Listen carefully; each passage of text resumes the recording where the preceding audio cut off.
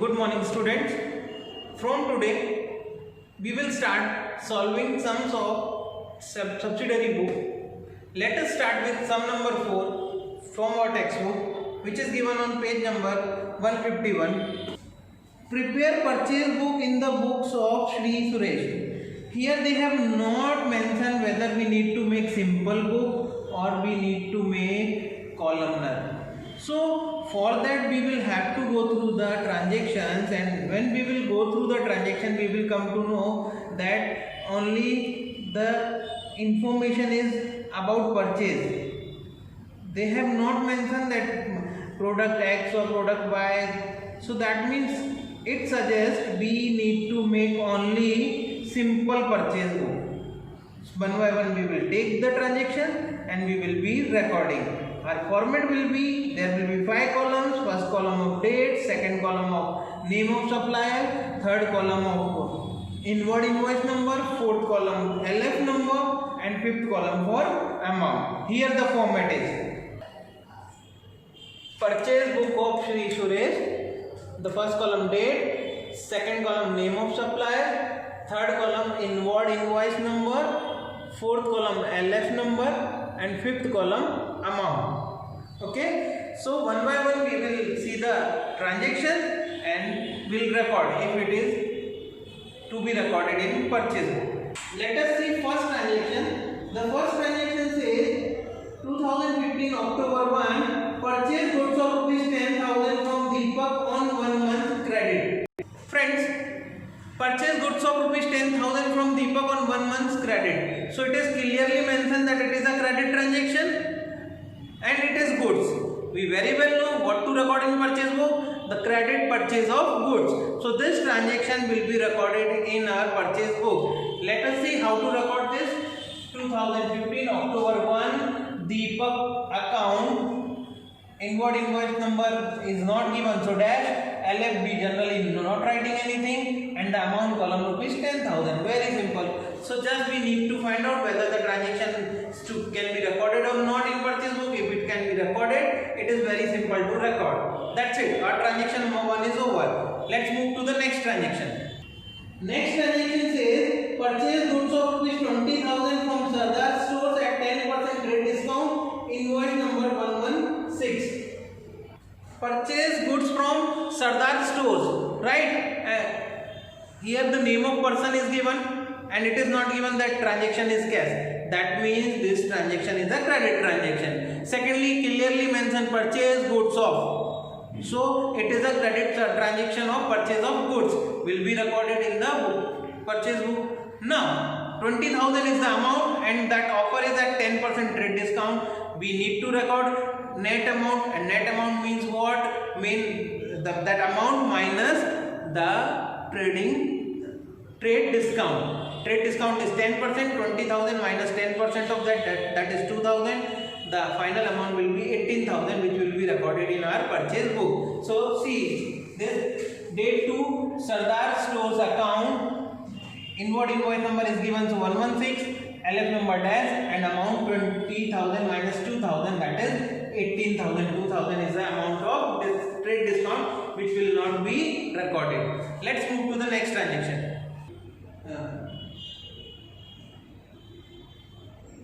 Purchase goods of rupees 18,000 from Pankaj on cash. Now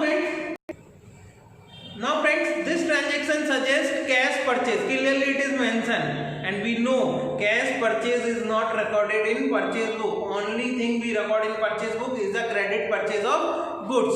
So this transaction is cash transaction and this will be recorded in cash book. Okay, cash book will have two sides, receipt side and payment side. Here when we will make purchases, we will have to pay. So this transaction will go to the payment side of cash book. This will not come in purchase book. We will write a note for the same. Here it is. See this is the list of transaction. Out of the transaction which we are not going to record in purchase book, following transactions will not be recorded in purchase book. In that, the first transaction, which is on date 7, that purchase from Pankaj, cash purchase it is, will be recorded in cash book, payment side. Next transaction. Placed order with Rajesh for supply goods of rupees 20,000 at we have seen such kind of transaction many times in journal. When there is an order, there is no exchange, there is no creditor debtor relationship, no exchange of cash, nothing. It is a non-economic or non-financial transaction. This transaction will not be recorded anywhere, it will be recorded nowhere, right? So only we will write a note of that. 15 date, it is a non-economic transaction, so need not to be recorded. Let's move to next transaction. Purchase furniture of 16,000 from Vyas Furniture Mart on 1 month credit. Friends, this is a credit purchase of goods, credit purchase transaction. Purchase furniture from Vyas Furniture Mart, but this is a transaction of purchase of furniture, not of goods, and we know we record only credit purchase of goods. So this transaction again will not be recorded in purchase book. This will go to the journal proper. We have seen the meaning of journal proper, that the transaction which cannot be recorded in any of the subsidiary book will be recorded in journal proper. So here it is, date 20, credit purchase of furniture will be recorded in journal proper. Let's move to next transaction.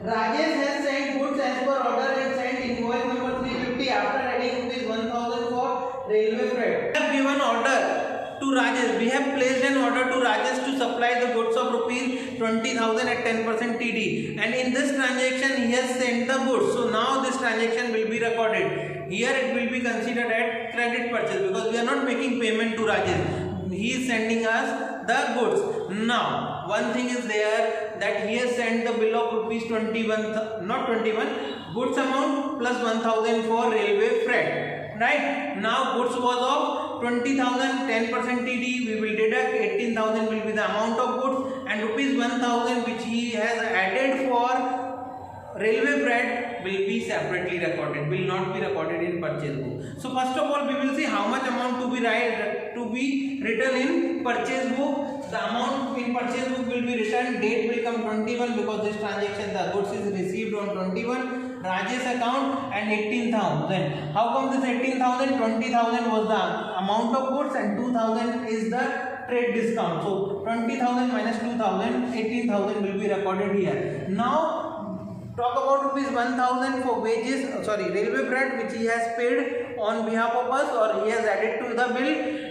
It will be recorded in journal proper. It is an expense for us and will be recorded in journal proper because we cannot record that transaction anywhere. It is not a cash transaction for us because we are not paying. Somebody else is paying on our behalf. Who is that somebody? Rajesh. So the transaction, railway freight, rupees 1,000 will be recorded in journal proper. Rupees 1,000 will be recorded in journal proper. Next transaction. So rupees 14,000 at 5% cash discount. Transaction itself suggests that transaction is a cash transaction. Purchase goods of rupees 14,000 at 5% cash discount. So it is a cash transaction, will not be recorded in purchase book. This will be recorded in cash book, and that to payment side. So here 24 date cash purchase it is, and it will be recorded in cash book payment side. Okay, let's move to the next transaction. Purchase goods of rupees 30,000 from Nilesh at 10% credit discount, and half of the amount is paid immediately by check. So rupees 30,000 is purchased from Nilesh at 10% trade discount. So first of all we will find the net amount of goods. The net amount of goods will be 27,000. 30,000 is the amount of goods minus 10% TD. 10% TD will be 3,000. 27,000. 30,000 minus 3,000. 27,000 will be net amount of goods. Now half payment is made. So this transaction is a partial cash and partial credit. Half payment we have made through check, right? Now what to do when a transaction is both partial cash and partial credit? In such condition we have to record the full amount in purchase book, and the payment which we make will be recorded in cash book. That's it. The full amount, the transaction will be recorded with full amount. Full amount means net amount. Net amount means after deducting trade discount, here which is 27,000. So 27,000 will be written in purchase book, and that half payment which is 13,500 will be recorded in cash book at the credit side, at the payment side. That's a different way. different book. We will be learning that book. We will be knowing how to write that. Let us see how to record in purchase book. In purchase book, Nilesh account 27,000 and date is 21, and in our note 25 date, half payment which is rupees 13,500 will be recorded at payment side of cash book in bank column. Cash book may have bank column also. So bank column, it is a bank transaction. It is a transaction through cash. Okay. Let us move to next transaction. So rupees 15,000 from Chirag at 10% credit discount and 5% cash discount. Amount is paid immediately. Purchase goods from Chirag and amount is paid immediately. Cash transaction will be recorded in cash book. Will not come in purchase book. Okay. So we will write a note. Date 26. Cash purchase will be recorded at payment side of cash book. Next transaction. Which is the last one. Purchase goods of rupees 40,000 from Nitin. Invoice number 151. Here goods is there and the transaction is credit because it is mentioned purchase goods from Nitin. Cash word is not used. So it is a credit. Purchase of goods will be recorded in purchase book. Nitin account 151. 40,000 is the amount. 151 is the invoice number. So here are some comes to an end. We will make total of our purchase book. The total of purchase book comes to 113,000. That is 1,13,000. Here we will write, or you may write total credit purchase, or only total is enough. Now 1,13,000 is the total amount of purchase which will be debited to purchase account in ledger book. So here I may write like this: rupees 1,13,000 will be debited to purchase account